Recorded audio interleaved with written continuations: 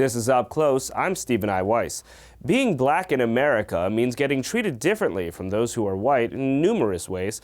Within the world of politics, the African American vote was alternately pursued and jettisoned by the major political parties until the Democratic Party won over the vast majority of African Americans in the middle of the 20th century. Exploring the Democratic Party's approach is MSNBC national correspondent Joyanne Reid, author of Fracture, Barack Obama, the Clintons, and the Racial Divide. And then, if one single event emblematized the treatment of blacks in America in the first decade of the century, it was Hurricane Katrina and the flooding of New Orleans. Journalist Gary Rivlin spent a decade reporting on what happened there for Katrina After the Flood. But first, here's Joyanne Reid on the party that opposed Lincoln, but eventually won the African American vote.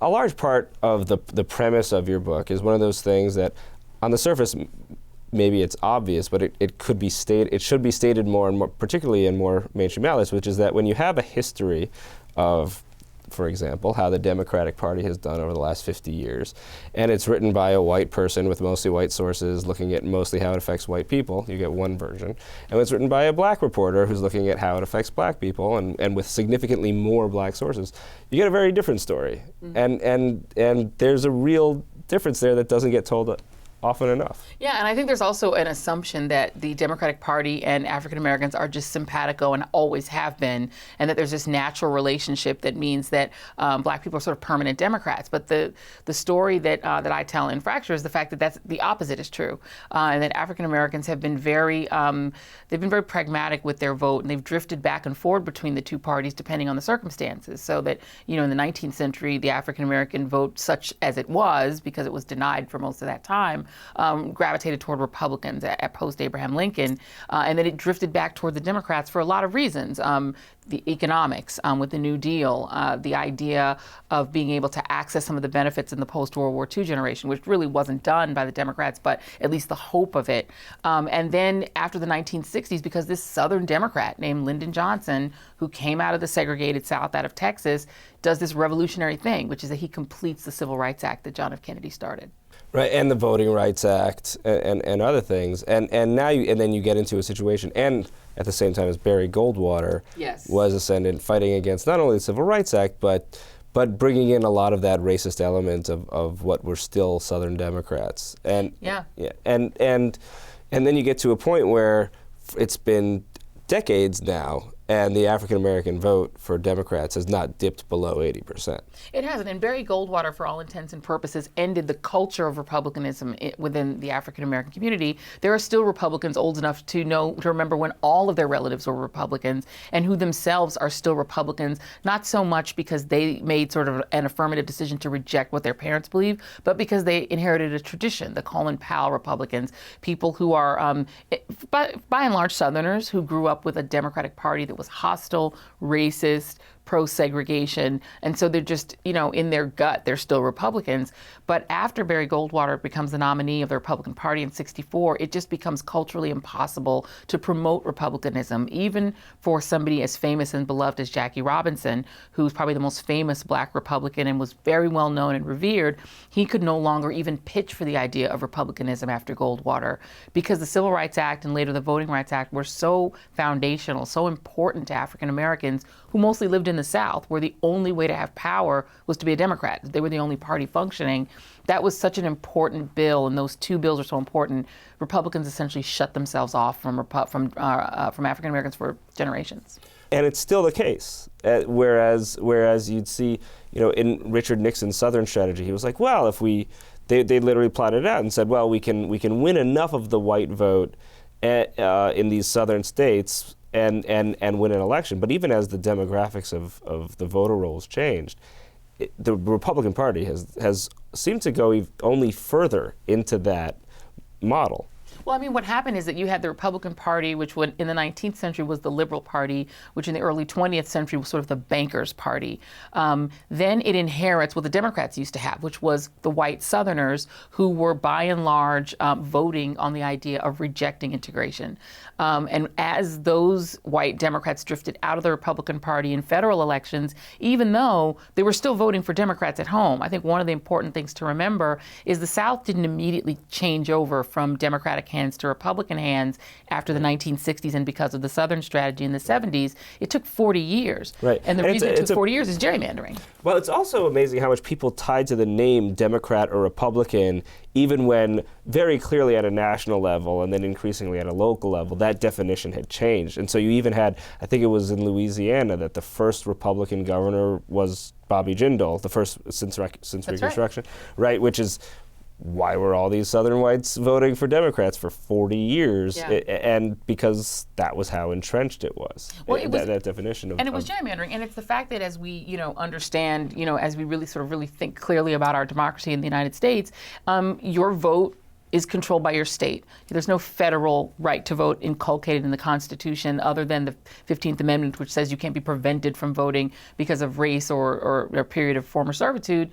You actually have a country in which the state determines everything about the way you vote, including what your congressional district looks like. So you had these statewide Democrats, state senators and state representatives who could draw districts that kept them in power personally, so that at the local level, a white Democrat was voting for Democrats, voting for Democratic state senators, state reps, sheriffs, et cetera. But at the federal level, they were almost entirely voting for Republican presidential candidates. So this weird dichotomy keeps the South basically Democratic in name only all the way through 2010. It wasn't until 2010 and really 2014 that you saw a solid Republican South, both at the federal level and the state level. And it's because gerrymandering can lock you in for 10 years. And Democratic Southerners did that from the 60s all the way through the 2000s until finally most of them switched parties and themselves became Republicans. Right, and then the bulk of your book ends up dealing with this divide within the Democrats on this issue, on the issue of race, and on the issue of being left in general, right?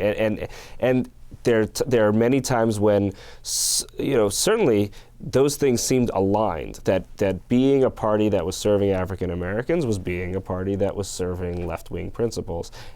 Why did that happen, and how did that divide get crossed at different points? Well, I think that the changeover for the Democratic Party to when the idea of being the party of civil rights suddenly became an anathema to the base of the same party is when that idea moved north. When it was really the Southern segregationist, it was who was the sort of troglodyte that everyone was pointing a finger at and looking askance at.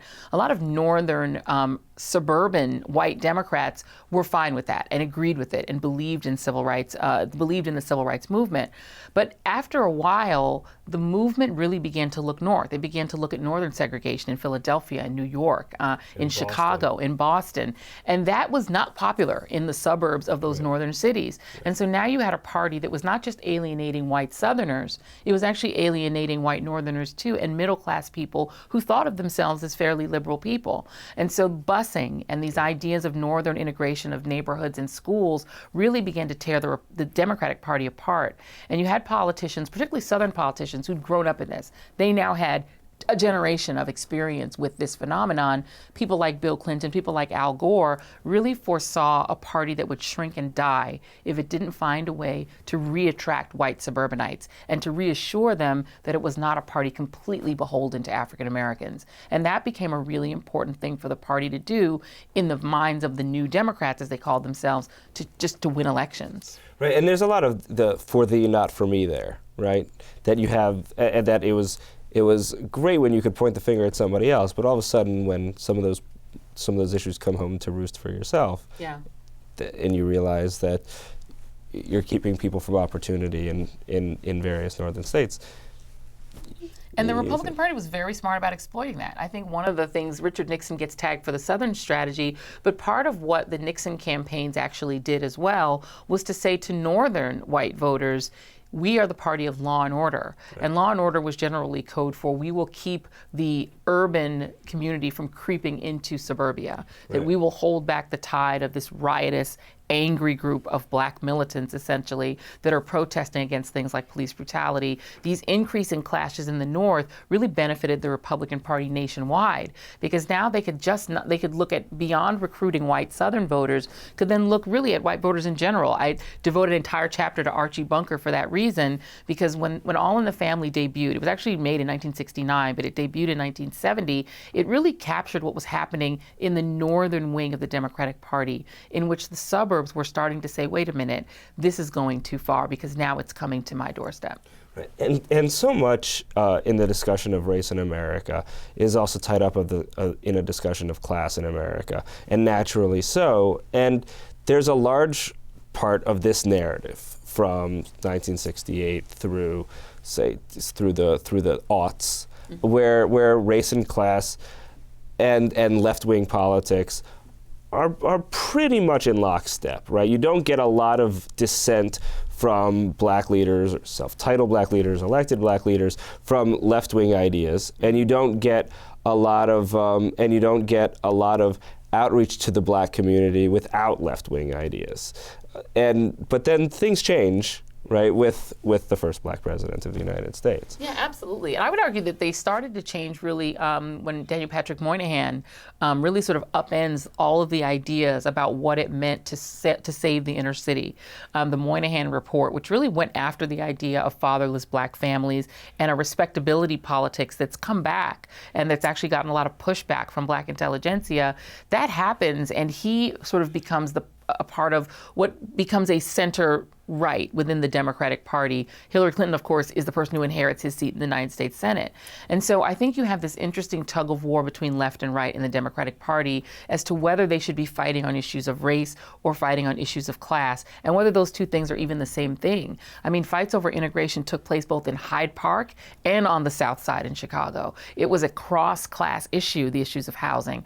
But really fundamental issues of economics tend to take place among the working class of all of the races. The competition for the scarcity of jobs is among the working class. I think you really see that now, that you're having this real conversation within the Republican Party that's about white working class voters feeling dissatisfied with the lot that they've been given by their own party and by their own leadership, and questioning whether or not their leadership respects them. I think you have that same situation that takes place in the Democratic Party. It just takes place over 40 years. Right. And it seems that there's no question that there's kind of two main different realms of black leadership, much as there are in so many other communities, and that you've got, on the one hand, you've got kind of business leaders, right? And you've got, and it seems like in large part you could include Barack Obama and certain other executive leaders, governors or mayors or what have you in that group. And then you've got a much more, you've got what you just called the intelligentsia, but you've got these professors and you've got media figures, and then also to a degree more local elected officials. Mm-hmm. You got Congress members and state legislature electeds, and there's an ideological divide there that kind of makes sense, right? That the executives would have their view of things, and those who are kind of more parochial, I guess, mm-hmm. can have their view of things. Yeah, and it's always been that way. I mean, it's just that there was a lot more fluidity. So during the 1960s, you had the student movements like SNCC that were a lot more brash, the John Lewises of the world that really wanted to tell off all political leadership. They wanted to go after the Democrats. They actually wanted to go after the Republicans too. They wanted to be a lot harsher. You had sort of the preacher-based movement that Martin Luther King Jr. and others were leading, which really was coming out of the churches and was more about negotiation. You had the big organizations like NAACP and the Urban League that were also in that negotiating camp, and they often really clashed bitterly with a lot of these student movements that were more like the Black Lives Matter movement is today.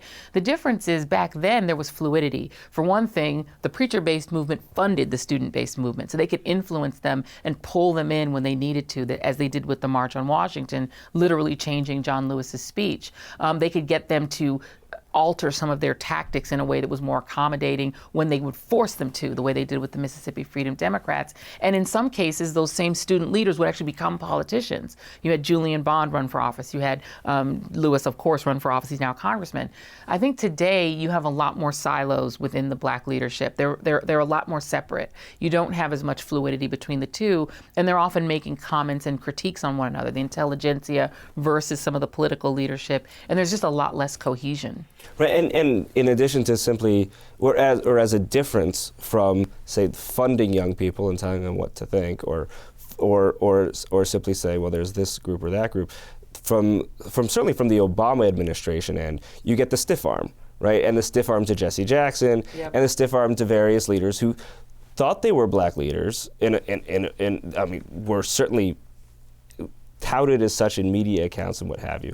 But there was always that ring around them of they were never voted into that position, and they were it's not really clear who they represent and to what degree they represent, the views of the masses and what have you.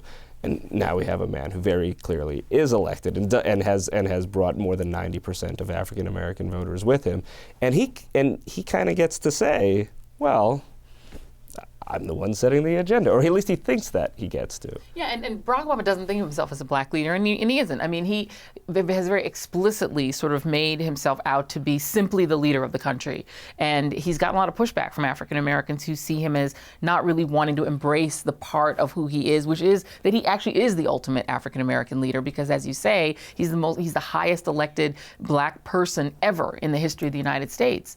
At the same time, I think one of the remarkable things about Barack Obama's rise and about him coming along is how much, to your point, he really supplanted and kind of pushed aside in a lot of ways other traditional black sources of leadership. He didn't need Reverend Jesse Jackson in order to win. He didn't rely on the civil rights leadership in order to become who he was. He didn't rise up through those ranks at all. He's not a pastor. He's not a civil rights leader. He was a civil rights lawyer, but he doesn't come from any of those traditions. He comes really literally from the outside. So it's been interesting that he's been able to command the absolute loyalty of so many African Americans with a lot of critiques. And I think that's made it difficult for a lot in the black intelligentsia and a lot of people from the traditional leadership who haven't found a way to get right with that fact and haven't found a way to work with him. Some have. Reverend Al Sharpton is one who, because he came from a younger generation of leaders, I think was able to shake off some of the cobwebs and really work with the president. Mark Morial from the Urban League has as well, but he's also younger. But for the older generation of civil rights leaders, it's been really challenging, I think, to have a first black president. Right. And do you think there's a suggestion there that Barack Obama actually more authentically represents the issues or the policies than unelected leaders who've given their ideas about policies for decades, but never had to win an election in order to do so? I would think yes and no. I think that politics is one bucket and one realm of advocacy for what people believe that they need. But when a shooting takes place in a community of color, no one's calling the White House. They're still calling the traditional civil rights organizations, NAN or the NAACP. When a trauma takes place in the community, those marches are organic. They're talking to the White House. They're not going to the White House for advice on what to do about it. The White House is not looked upon in a leadership role in ordinary people's lives. I think that you have a place for politics all the way down the chain from the president on down to city council leaders, and you have a place for advocates. They're just two different lanes. And I think to the extent that African Americans revere and respect the president, it's about the pride of having a first black president, and it's about knowing that this is an intelligent man, a worthy person to be president.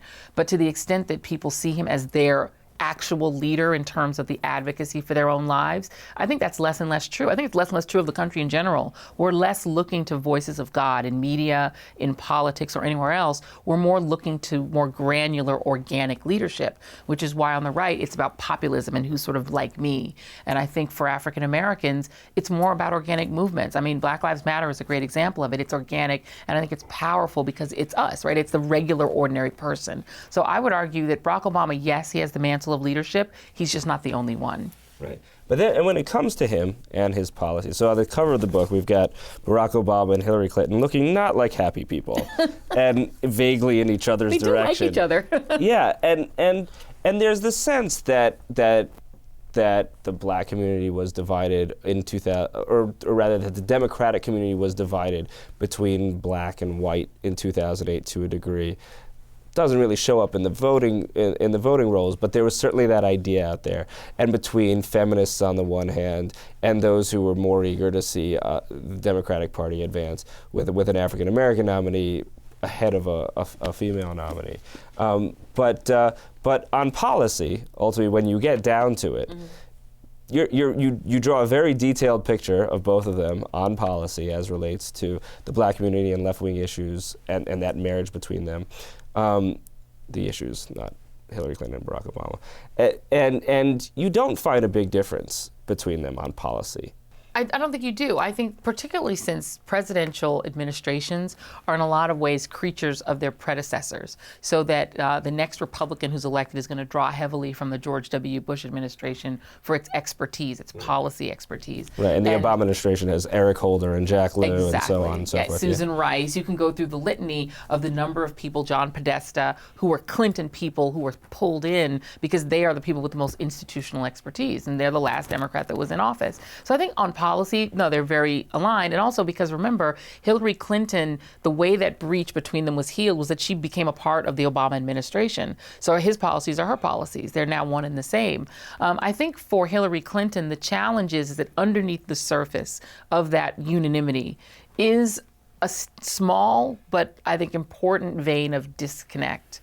I still talk to African Americans that for whom the experience of 2008 and the things the Clintons did literally will keep them from supporting Hillary Clinton. And I've been surprised that there are people who still do say that. It's not a large contingent, but it does impact whether or not Hillary Clinton can get the, not just the size of the black support she needs, but the intensity of it.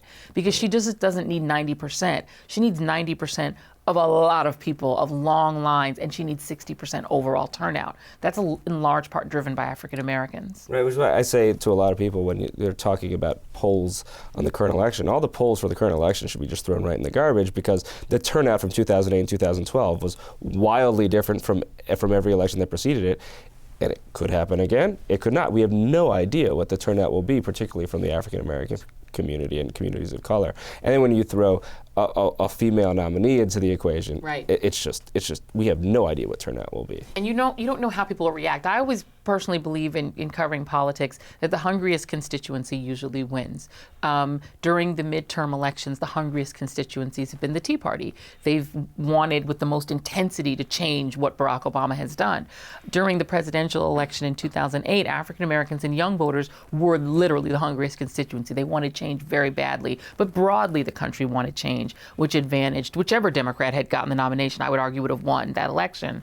In 2012, you had this incredible intensity among African Americans to not allow Barack Obama to be an asterisk, to retain his administration and give him a second term. In 2016, the question is who's going to be hungry?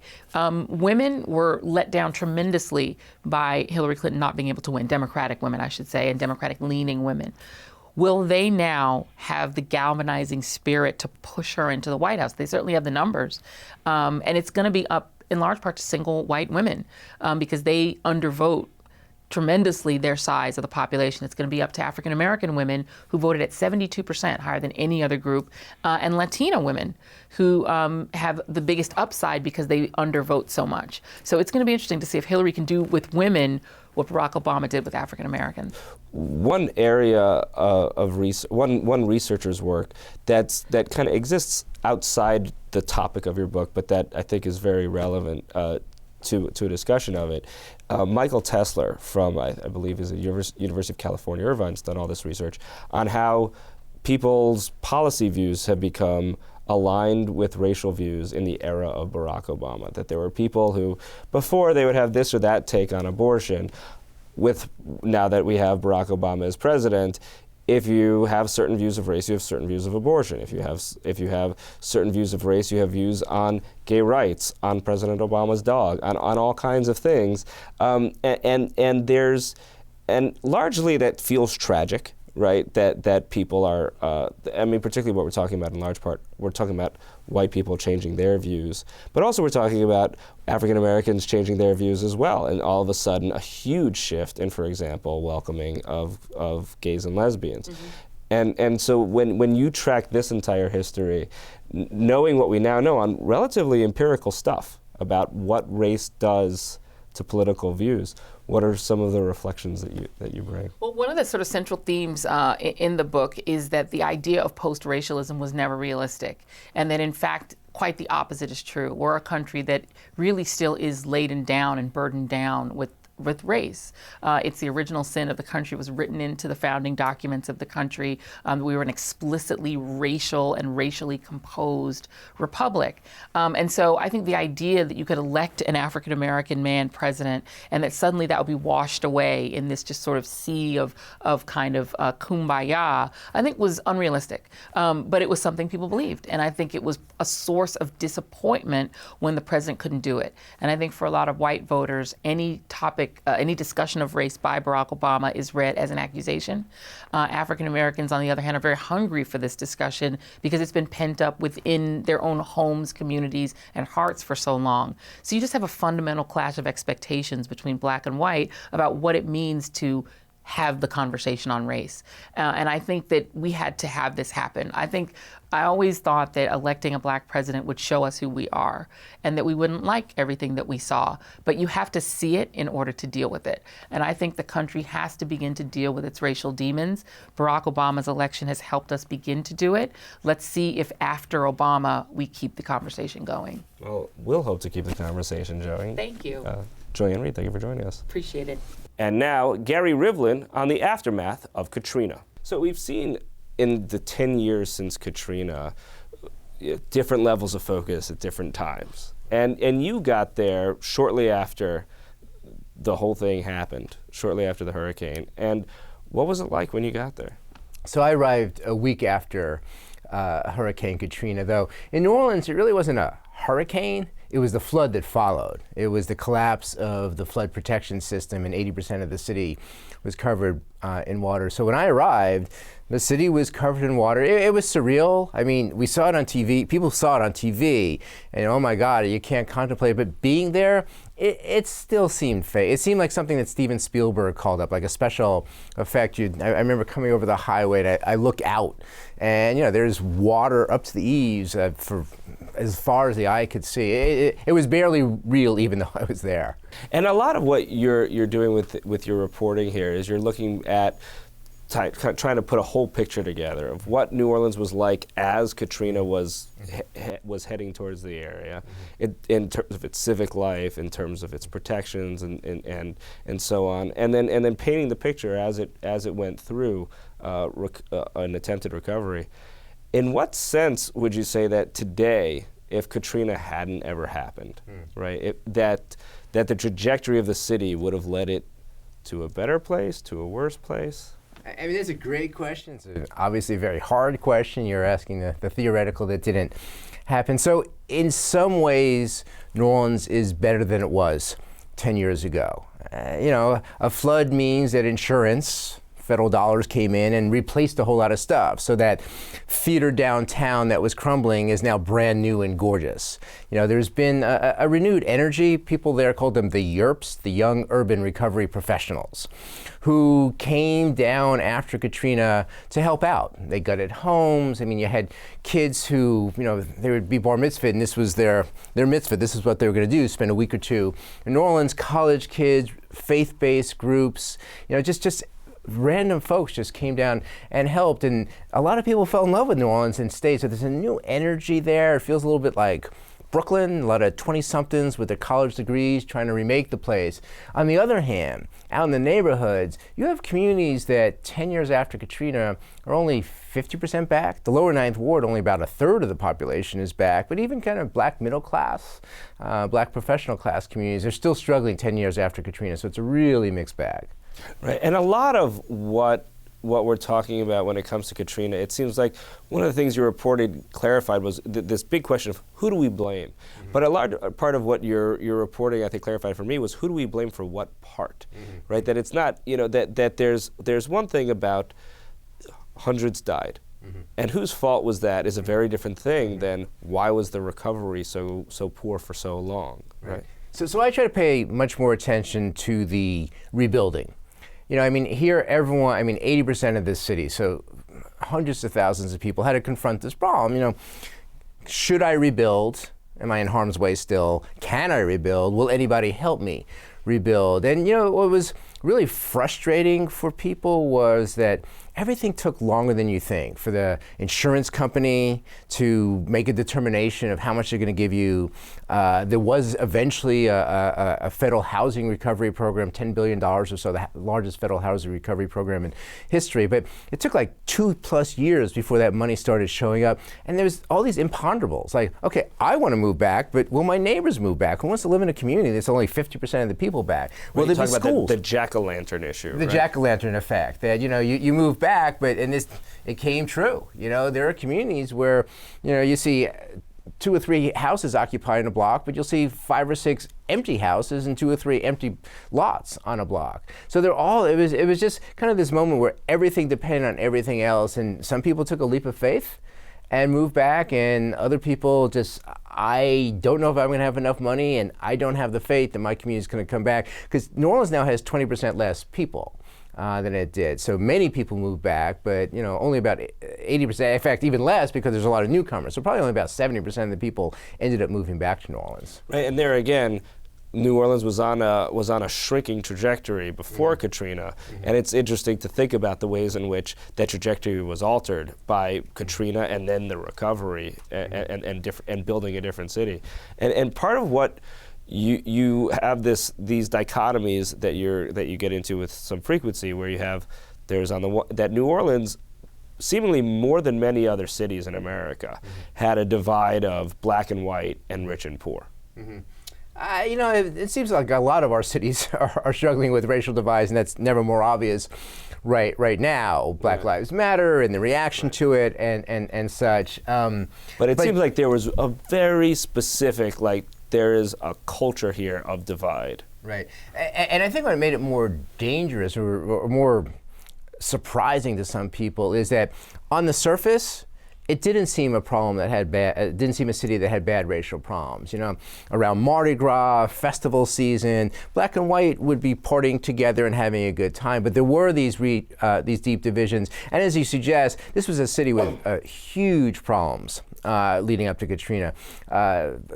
About 1 out of 4 people were living under $20,000 a year. In fact, 1 out of 4 people didn't own a car, which became a big issue when there was a mandatory evacuation order. But a lot of people couldn't leave the city. Horrible violence problem in the city. The schools were a mess in New Orleans. Huge failure rates. Dropout rates of 70% in a school. So this was a city that, yes, had bad racial divisions and had bad social problems, even worse than your average U.S. city.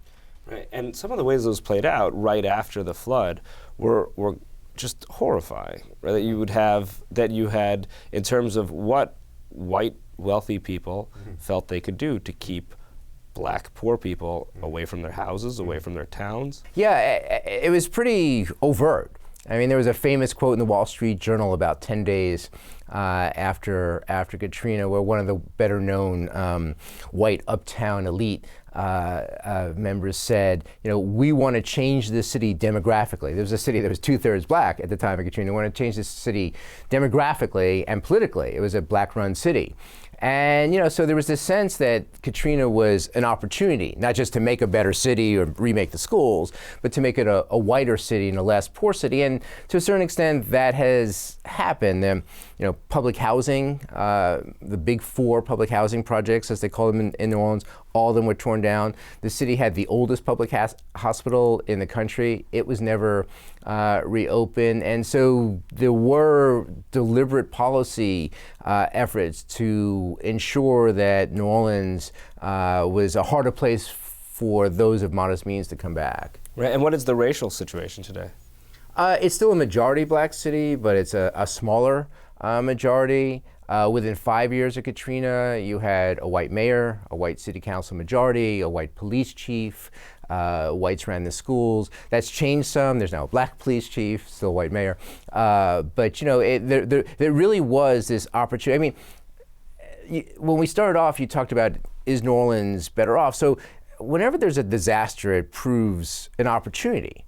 Well, 80% of your city is covered in water. This is a chance. Maybe you can remake the schools, but it's never that easy. One person's opportunity is another one's effort to thwart us from coming back. So those bad racial tensions that predated Katrina, things are worse now, 10 years after Katrina. And there's a sense there where you say, well, if any city could somehow find a way for everybody to leave for a minute and then see who can afford to come back, right? You would end up with a very different city. If you told everyone in New York, you're going to leave for even just 48 hours, and then we're going to see who can afford a bus ticket, who can afford to get their stuff back and forth, who had insurance in the first place, and so on, and you end up with a very different city. Right. I mean, the thing about FEMA, the federal agency that's in charge of a disaster, there were about 50,000 people or so stranded in New Orleans and flooded New Orleans. They give you a one-way ticket out of town, and people were scattered around the country. I mean, the majority of people, the greatest number of people ended up in Houston, but they can end up in Idaho, Utah, Massachusetts, and it really was a challenge. It's a one-way ticket. There was never any effort, there was never any help for people who didn't have the means to get back. So you have a lot of people, and in fact, there wasn't help for them to get back, but there was help for them. There were checks and so forth from FEMA. Well, right? Living expenses. Right, yeah. so everyone got a $2,000 check, and their housing was picked up. Their housing cost was picked up. If they're living in a hotel or they would subsidize an apartment for a couple of years. But I'm talking about, the person who's getting by on $15,000, $20,000 a year. They're in a service industry, busboy, housekeeper kind of thing. How are they ever going to have the thousands of dollars it would take to move back, security deposit, all that? So that's the kind of help that was never there. Right, and it's hard to tell if those people are better off or worse off because no one's really studied them. Some are better off. No one's really studied them as a group in terms of the ones who ended up in Houston and the ones who ended up here and there.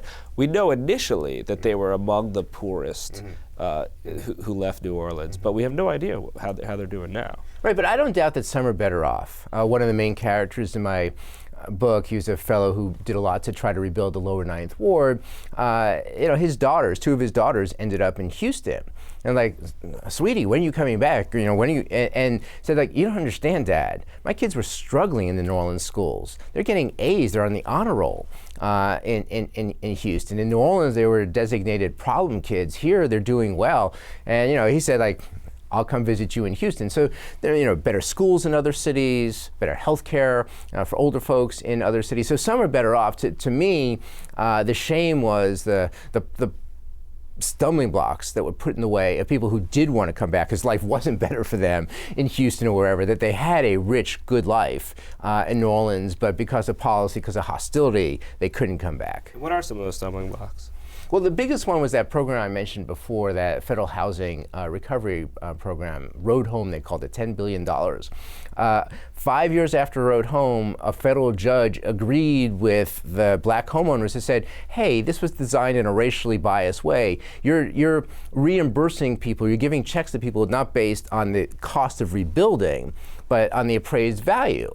And so a home in a white community, the same home in a black community was valued at less than half. And so you had all these white homeowners who would get a big check, $150,000 from Road Home, and they had enough money to rebuild because their home was valued at $300,000. Same home in a black middle class community was valued at $150,000. And so they got a much smaller check. It's not a materials cost. There's a whole bunch of, it's not materials and labors. Materials and labor, they were looking at the overall value, the overall perceived value, which is well beyond that. Yeah. Right. Again, I mean, any community around the country, it's typical that a white community, the houses are going to be valued at more than a black community. It's just a bias in the evaluation. And so there are a lot of people who were left way, way, way short. This federal judge says, you're right, this was a racial discriminatory way to put together the program, but it was too late. This $10 billion program had spent all but about $150 million.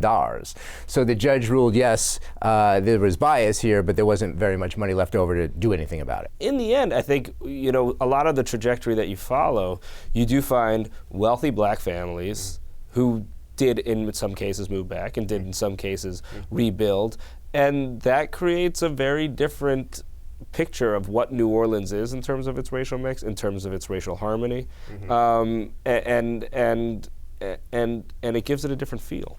From a tourist point of view, from an outsider's point of view, New Orleans is a great place now. I mean, 20% less people, but more restaurants. The music scene, the culture there, the food scene is really thriving. The center of town is doing fantastic. It's really out in the neighborhoods with what you're talking about, where it's a different feel that, communities that were once African American communities, majority African American, are now turning into white communities. You have a lot of hostility there around gentrification, because gentrification is a natural part of any city. I mean, if you're not growing, you're dying if you're an urban area. But the difference here is that a flood caused all these people to leave. And so these communities that are changing racially, there's a lot of bad tension in New Orleans around that.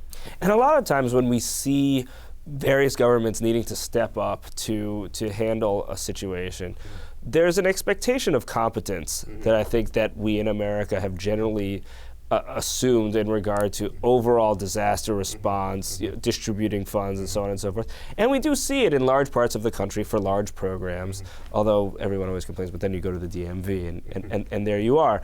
But in New Orleans specifically, it does seem like you had a situation where after the flood, you had federal agencies, federal money that were relatively capable, relatively willing to put in the investments to make things work, and a governor who was trying to get things to work along a similar path.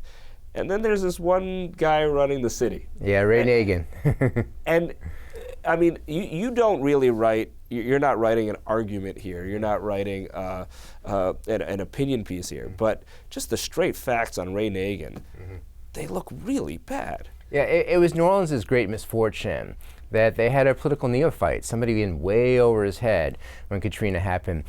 Everybody saw the botched recovery, and you could blame George Bush and the Bush White House for people with stranded in New Orleans for 5 or 6 days. I mean, we all watched it on TV, but actually, I give the Bush administration pretty good marks for the recovery piece. That the president fought Republican allies for more money for New Orleans. As you point out, the governor fought really hard and brought more money to New Orleans, but they had a mayor who was in over his head, a dysfunctional government. You had people being thrown into jail for malfeasance. I mean, you had, Reid Nagin is sitting in a federal prison today, serving out a prison term. The president of the city council at the time of Katrina went away for 2.5 years for crimes in office. The head of the agency that was in charge of architecturally significant home, she was thrown into jail for taking money. And so you just had that old corruption that was part of the New Orleans, Louisiana story rearing its head in the middle of a disaster. New Orleans and Katrina raised all these questions for us as a country of, do we want to rebuild a city specifically? What is our responsibility to a city that's now largely empty? Do we as a country want to say we're going to spend the money to make sure everybody gets back? Okay. And then within a city, there are these questions of, are we going to spend the money to make sure that even our poorest are able to get back here? And these questions just redound and redound, where you end up with this ultimate overarching question of what are the larger responsibilities in these situations for the broader groups to take control of a situation on behalf of a smaller group. Right. So these days, whenever you have a disaster, I mean, Sandy in New York or anywhere in the country, flooding along a river, like, why should we rebuild that area? They're just going to be in harm's way. And that was a big question in New Orleans. Half the city sits below sea level. A couple of things, though. Under federal law, the federal government guarantees that if your area is flooded, we will pay for at least 90% of the cost of ruined libraries, other public properties, streets, and such. So that is the law. In New Orleans, they had this grand debate. That was actually I was with the New York Times, and that was actually my main assignment, to cover this debate. Do we shrink the footprint? Okay, we're going to have less people after Katrina. Maybe we should tell 2 or 3 communities, the lowest lying community, you're really in harm's way. Why don't we revert your communities back to swampland, to marshland, and we'll fill in other areas. We'll just do kind of a housing swap. Well, your house here, we'll just give you this house over there because those people aren't moving back. So there's this grand debate, but People just started rebuilding anyway. First off, that's very expensive to say, I'm going to buy out an entire community. And there's legal rights. You'd have to kind of eminent domain an entire neighborhood, and that's really difficult to do. So in theory, we say, wait a second, why should we rebuild these low-lying areas, these places along a river? But it's really difficult to do under the current set of laws that we have. And then at the end of the day, so much of what ended up happening in New Orleans came down to individual people, sometimes who were just regular old folk who lived in the Ninth Ward, and sometimes those people were the mayor of a city, and sometimes those people were presidents, and sometimes they were businessmen, and so on and so forth. But of them kind of looking inside themselves, you just see this again and again, where they looked inside themselves, and they said, kind of, what feels authentic? What feels authentic to me about being a New Orleanian? What feels authentic to me about being in this position of power, and feeling a sense of responsibility to be true to that? I mean, maybe most gratifying were the everyday heroics. I mean, I read about Ray Nagin and George Bush. But it's the people, Connie Udo, Mac McClendon, Alden McDonald, just characters in the book. They might not even be known inside the city of New Orleans, but they on their own, they might have been apolitical before, but now suddenly this disaster happened, and they wanted to see their community rebuilt. And they did everything in their power to see their community rebuilt. It didn't make a difference if they could fight City Hall, they could be fighting their insurance company, they could be waiting on the federal government. They didn't wait. They just did, and they took it in their own hands. And the reason New Orleans is in as good shape it is now is not because of anyone who was in elected office. It was just everyday people deciding, like, hey, I'm going to do whatever I can to bring my community back. And see what everyday people do around the rest of the country. Gary Rivlin, thank you for joining us. Thank you very much. That's all for this week's episode of Up Close. A reminder, you can also listen to an audio-only version of this program as a free podcast available on iTunes and your favorite podcast player.